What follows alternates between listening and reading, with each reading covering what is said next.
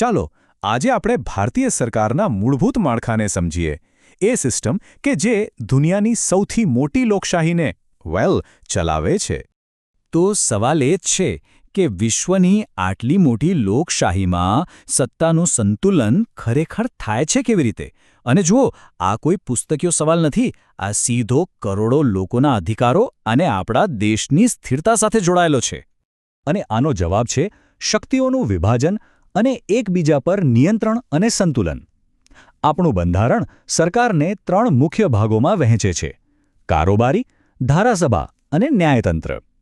હવે જરા કલ્પના કરો, આ ત્રણે પોતપોતાનું કામ તો કરે છે, પણ સાથે સાથે એકબીજા પર સતત નજર પણ રાખે છે. અને આ જ વસ્તુ આપણી લોકશાહીને ખરેખર મજબૂત બનાવે છે. તો આજે આપણે શું શું જોવાના છીએ? પહેલાં તો સત્તાના 3 સ્તંભો, પછી કાયદા ઘડનારા એટલે કે સંસદ, કાયદાનો અમલ કરાવનારા એટલે કે કારોબારી, અને પછી એના રક્ષક એટલે કે ન્યાયતંત્રને સમજીશું. પછી જોઈશું કે આ બધા વચ્ચે સત્તા, નિયંત્રણ અને સંતુલનનો ખેલ કેવી રીતે ચાલે છે, અને છેલ્લે આ બધું આટલું મહત્વનું શા માટે છે.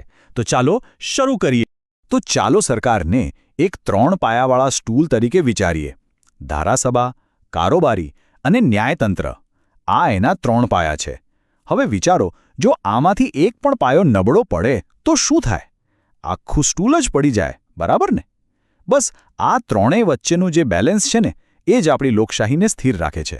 ઓકે, તો ચાલો પહેલા સ્તંભથી શરૂઆત કરીએ: આપણા કાયદા ઘડનારા એટલે કે ધારાસભા. ભારતમાં આપણે કેન્દ્રીય ધારાસભાને સંસદ તરીકે ઓળખીએ છીએ, અને એનું મુખ્ય કામ શું? દેશ માટે કાયદા બનાવવા. હવે જ્યારે આપણે સંસદ વિશે વિચારીએ છીએ ત્યારે મગજમાં શું આવે? લોકસભા અને રાજ્યસભા, રાઈટ? પણ અહીંયા એક રસપ્રદ વાત છે. બંધારણ મુજબ રાષ્ટ્રપતિ પણ સંસદનો જ એક ભાગ છે. હા, ખરેખર. ભલે કોઈ બિલ બંને ગૃહોમાંથી પસાર થઈ જાય, પણ જ્યાં સુધી રાષ્ટ્રપતિની સહી ના થાય ત્યાં સુધી એ કાયદો નથી બનતો. હવે આ ટેબલ જુઓ.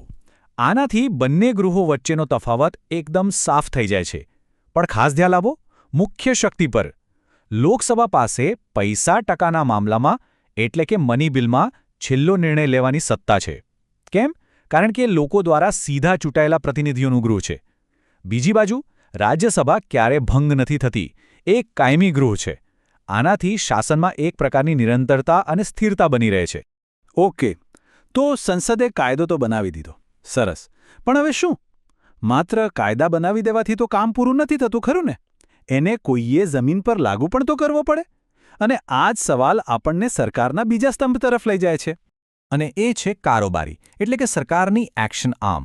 આ એ લોકો છે જેમનું કામ સંસદે બનાવેલા કાયદા અને નીતિઓને વાસ્તવમાં લાગુ કરવાનું છે. હવે આપણી કારોબારીમાં એક બહુ જ રસપ્રદ વાત છે. અહીં 2 વડા છે. એક છે રાષ્ટ્રપતિ, જે રાજ્યના વડા છે, એટલે કે નોમિનલ હેડ. દેશના બધા કામ એમના નામે જ થાય. પણ જે અસલી સત્તા છે, જે વાસ્તવિક નિર્ણયો લે છે, એ છે વડાપ્રધાન, જે સરકારના વડા છે. અને આ વાત આપણું બંધારણ પોતે જ કહે છે. અનુચ્છેદ 74 જુઓ. એમાં લખ્યું છે કે રાષ્ટ્રપતિને સલાહ આપવા માટે વડાપ્રધાન અને મંત્રી પરિષદ હશે, અને રાષ્ટ્રપતિ એ સલાહ મુજબ કામ કરશે. આ એક શબ્દ કરશે બધું જ બદલી નાખે છે. એનો અર્થ એ છે કે રાષ્ટ્રપતિ સલાહ માનવા માટે બંધાયેલા છે. અને બસ આ એક નાનકડો શબ્દ જ વડાપ્રધાનને દેશના અસલી બોસ બનાવે છે. હવે આપણે આવીએ છીએ આપણા ત્રીજા અને કદાચ સૌથી મહત્વપૂર્ણ સ્તંભ પર: ન્યાયતંત્ર. આ આપણા દેશના રૂલ બુક એટલે કે બંધારણના રક્ષક છે.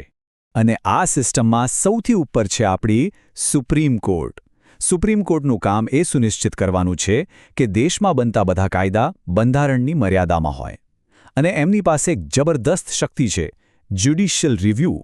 એટલે કે જો સંસદ કોઈ એવો કાયદો બનાવે જે બંધારણની વિરુદ્ધ હોય, તો સુપ્રીમ કોર્ટ એને રદ કરી શકે છે.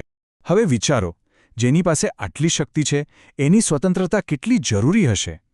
આથી જ કોઈ સુપ્રીમ કોર્ટના જજને હટાવવાની પ્રક્રિયા જાણી જોઈને લગભગ અશક્ય જેવી બનાવવામાં આવી છે. સંસદના બંને ગૃહોમાં ખાસ બહુમતી જોઈએ. અને આ એટલું મુશ્કેલ છે કે જજ કોઈના પણ ડર વગર નિષ્પક્ષ રીતે નિર્ણય લઈ શકે. તો આપણે ત્રણેય સ્તંભોને અલગ અલગ જોઈ લીધા, પણ અસલી મજા તો હવે છે. હવે આપણે એ જોઈશું કે આ ત્રણેય એકબીજા સાથે કેવી રીતે જોડાયેલા છે અને એકબીજાને કેવી રીતે કંટ્રોલ કરે છે. આ જ છે ચેક્સ એન્ડ બેલેન્સનો અસલી ખેલ. ચાલો એક ઉદાહરણ લઈએ. માની લો કે સંસદે એટલે કે લોકસભા અને રાજ્યસભા બંનેએ એક બિલ પાસ કરી દીધું. હવે લાગે છે કે બસ કાયદો બની ગયો. પણ ના, અહીંયા કારોબારી પોતાનું કાર્ડ રમે છે. રાષ્ટ્રપતિ, જે કારોબારીના વડા છે, એ બિલ પર સહી કરવાની ના પાડી શકે છે, જેને આપણે વીટો પાવર કહીએ છીએ. જોયું? કારોબારીએ ધારાસભાની શક્તિ પર કેવી રીતે લગામ લગાવી? સારું, ચાલો બીજું ઉદાહરણ જોઈએ. સુપ્રીમ કોર્ટના જજની નિમણૂક કોણ કરે છે? રાષ્ટ્રપતિ, એટલે કે કારોબારી. પરંતુ યાદ છે, આપણે હમણાં જ જોયું કે એ જ જજને હટાવવાની શક્તિ કોની પાસે છે? ધારાસભા પાસે. આ જ તો કમાલ છે આ સિસ્ટમનો. ત્રણેય અંગો એકબીજા સાથે એવી રીતે ગૂંથાયેલા છે કે કોઈ એક ભાગ બહુ વધારે શક્તિશાળી ન બની જાય. અને હા, જેવું કેન્દ્રમાં છે, લગભગ એવું જ રાજ્યોમાં પણ છે. રાષ્ટ્રપતિની જગ્યાએ રાજ્યપાલ અને વડાપ્રધાનની જગ્યાએ મુખ્યમંત્રી. પણ અહીંયા એક બહુ મોટો અને મહત્વનો તફાવત છે. રાષ્ટ્રપતિ તો મંત્રી પરિષદની સલાહ માનવા બંધાયેલા છે, પણ રાજ્યપાલ પાસે અમુક ખાસ વિવેકાધીન સત્તાઓ હોય છે. એ પોતાની સમજ મુજબ અમુક નિર્ણયો લઈ શકે છે, જે તેમને કેન્દ્રના એજન્ટ તરીકે એક ખાસ ભૂમિકા આપે છે. તો આ બધી જટિલ વાતો, નિયમો અને સંતુલન, આ બધાનો મતલબ શું?